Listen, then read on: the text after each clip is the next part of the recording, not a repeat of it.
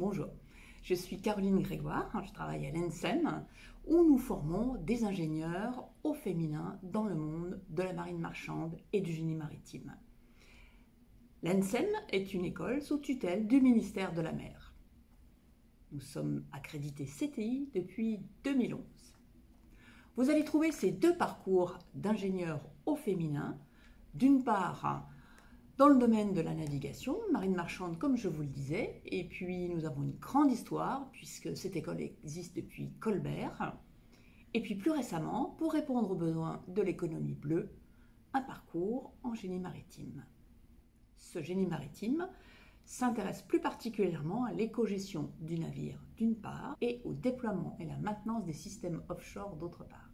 Et puis si vous voulez en savoir plus, je vous invite à consulter notre site internet www.supmaritime.fr et puis je vous laisse aussi regarder ce clip pour en savoir plus.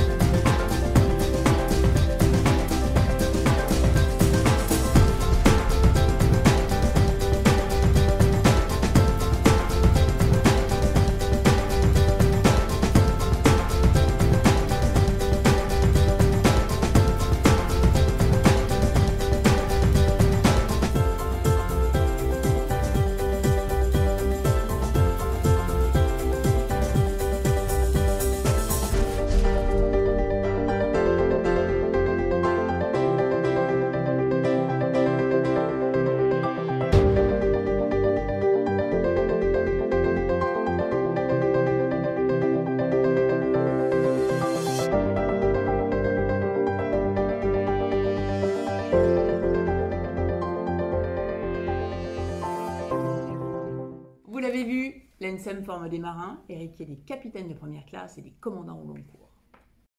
Ils, et bien sûr, elles, transportaient des passagers sur des paquebots de croisière, sur des ferries ou encore de grands yachts. Ils, et bien sûr, elles, transportent également des marchandises sur l'ensemble des mers du globe.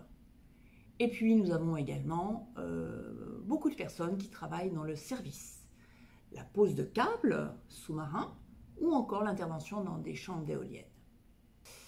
Une ingénieure navigante est formée en 5 ans et demi à l'ENSEM. Pendant toute sa scolarité, elle vit des expériences académiques avec des cours académiques, mais également des TP au niveau de la machine, au niveau du pont et bien sûr des embarquements. Mais pour tout cela, je vous laisse entre les mains d'Ilona qui va vous raconter son histoire à elle.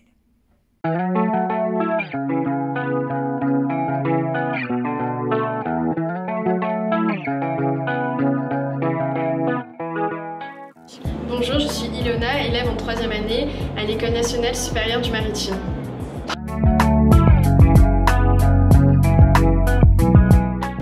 C'est mon deuxième embarquement en tant qu'élève officier chez Corsica Linea.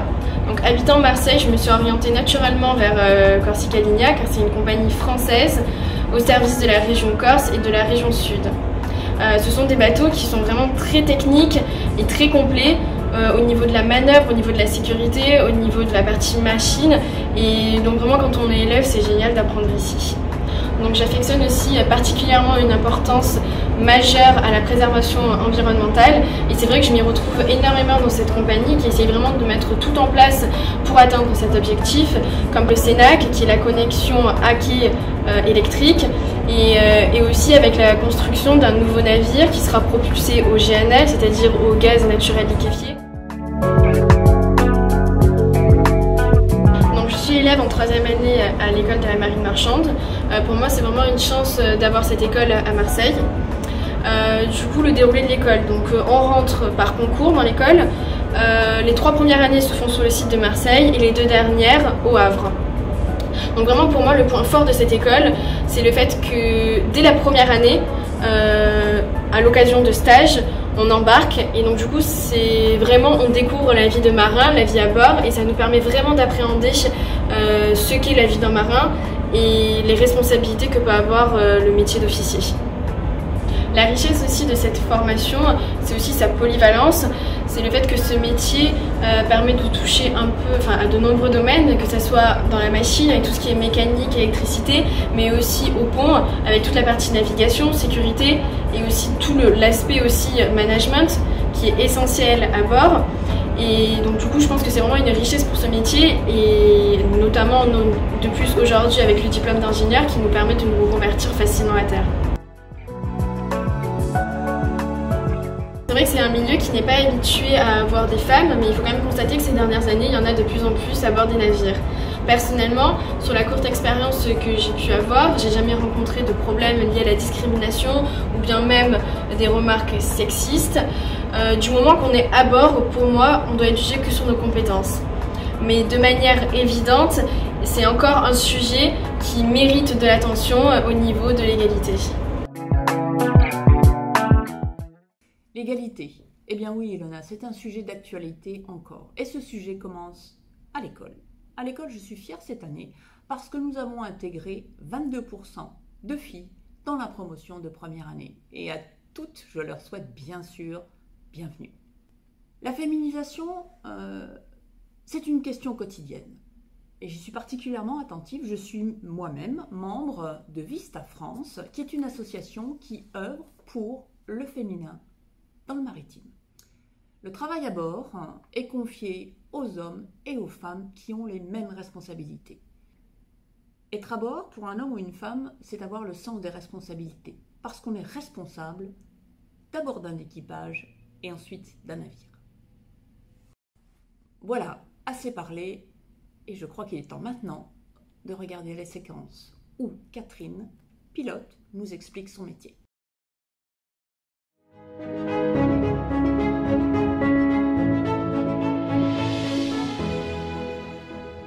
Je suis capitaine de première classe de la navigation maritime, pilote de Seine et je suis actuellement présidente de la station de pilotage de la Seine Caen-Dieppe. Je suis originaire de banlieue parisienne et le milieu maritime était plutôt inconnu.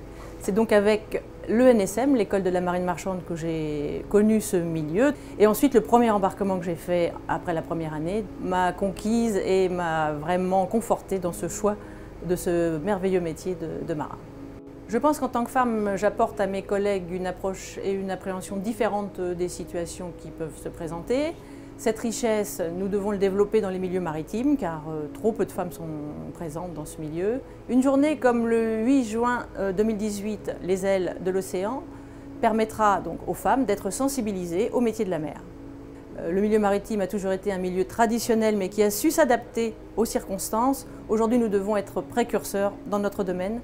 En tant que président de la station de pilotage de la Seine, je me dois de préparer notre station à l'évolution du trafic mondial et aux évolutions techniques qui sont en marche.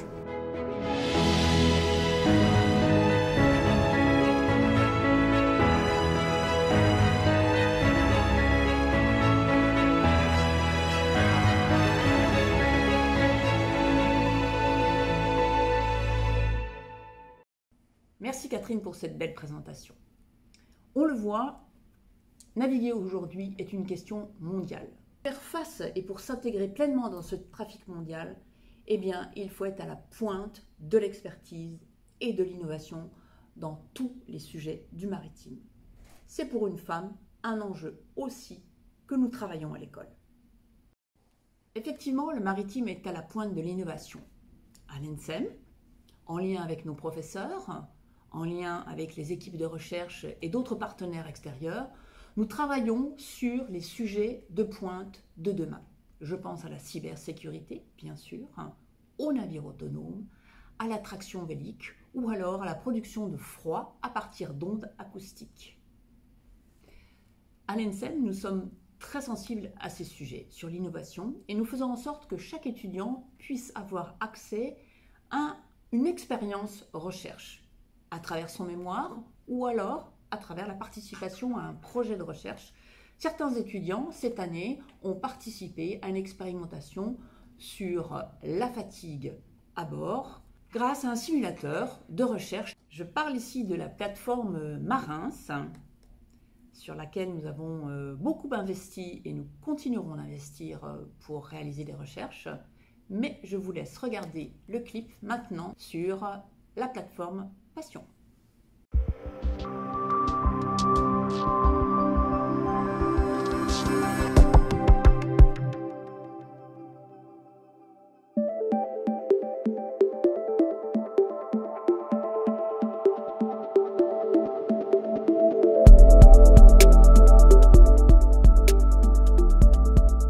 With the change of the watch function, replay the last 15 minutes of your watch by pushing one button.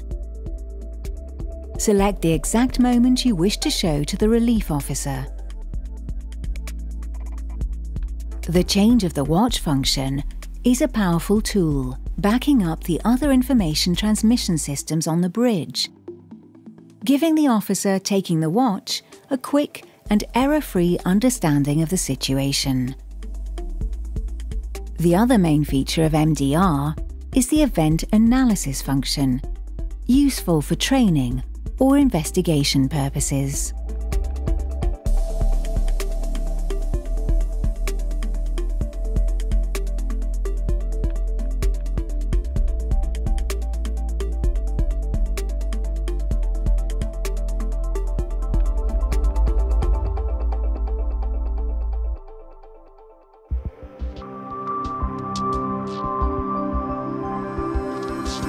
Le schéma des études montre les 3 parcours ingénieurs que vous pouvez réaliser à l'ENSEM.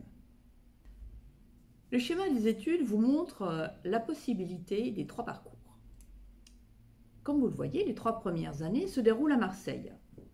Pour celles qui souhaitent s'orienter vers une carrière d'ingénieur navigante, vous continuez vos études au Havre pendant le cycle master. Vous obtiendrez ainsi le diplôme d'ingénieur ENSEM et le diplôme d'études supérieures de la marine marchande. Pour celles qui souhaitent s'orienter vers une carrière dans le génie maritime, vous allez suivre 2 années à Nantes, les 2 années de master M1 et M2 à Nantes, et vous pourrez choisir entre le parcours ingénieur ENSEM et cogestion du navire ou ingénieur ENSEM, déploiement et maintenance des systèmes offshore. Les diplômés s'orientent vers les compagnies maritimes privées qui naviguent en fait sur toutes les mers du monde. Ces compagnies maritimes privées, eh bien, ce sont CMA CGM, Louis Dreyfus Armateur, Bourbon, Brittany Ferries, Corsica Linea, DFDS, Génavire Ponant, La Méridionale, Euronave, Socatra, Gaz Océan, V-Ship et bien d'autres encore. Je vous parle ici des carrières de navigantes, mais les carrières à terre ne sont pas moins passionnantes. Effectivement, vous pouvez accéder au sein même des compagnies ou alors dans d'autres compagnies industrielles, assurances, poursuivre votre carrière. Et pour vous raconter la diversité de toutes ces carrières, je vous laisse avec Florence.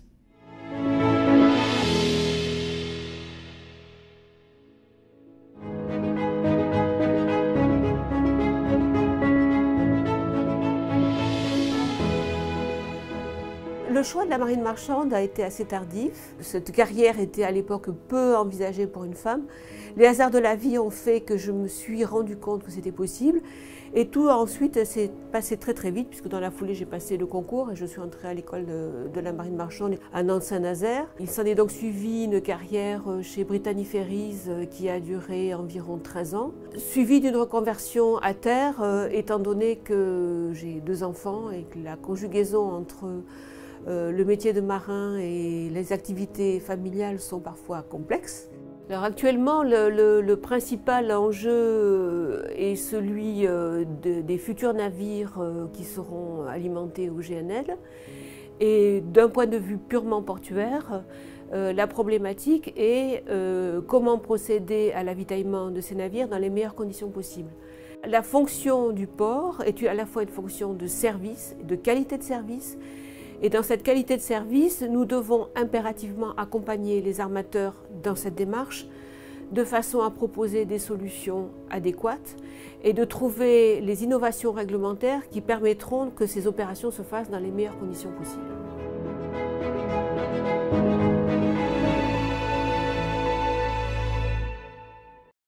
Enfin, le L3, eh bien, les élèves choisissent soit la carrière navigant, soit la carrière à terre. Et là, à Nantes, ils peuvent choisir entre 2 parcours. Le parcours éco-gestion du navire, d'une part, et le parcours déploiement et maintenance des systèmes offshore, d'autre part. Et bien, si on considère un navire comme un système autonome complexe, le parcours EGN se concentre sur l'optimisation, au sein de ce système complexe, des énergies à bord, du traitement des déchets, de l'orientation écologique de la construction, de l'utilisation et de la déconstruction des navires. Le parcours DMO porte sur le déploiement en mer d'installations de production ou d'extraction d'énergie, l'exploitation des énergies marines renouvelables. Lors de ces 2 parcours, comme tout ingénieur, vous allez passer 6 mois de stage et vous allez choisir votre entreprise qui vous accueillera. Cette entreprise va vous proposer des sujets très variés, en lien bien sûr avec le monde maritime, le génie maritime. Vous pourrez travailler, par exemple, sur le stockage de l'énergie en mer, ou alors l'hybridation des navires avec des batteries, ou encore la coordination de toutes les activités au sein des champs d'éoliennes. Eh bien, vous l'aurez compris, après une solide formation en base de cours, de théorie, mais aussi de pratique, de stage et d'embarquement, les femmes du maritime trouvent facilement un emploi après leur passage à l'ENSEM. Parlons un peu taux d'emploi et salaire. Les ingénieurs navigantes, après leur formation, ont un taux d'emploi de 98% au bout de 2 mois. Le salaire médian brut annuel est de l'ordre de 43 000 € hors prime. Tandis que nos ingénieurs en génie maritime ont un taux d'emploi de 100% et un salaire médian brut annuel de l'ordre de 40 000 €, toujours hors prime. Des chiffres, oui, mais ces métiers de la mer, c'est avant tout des métiers de passion. Alors mesdames, osez la mer.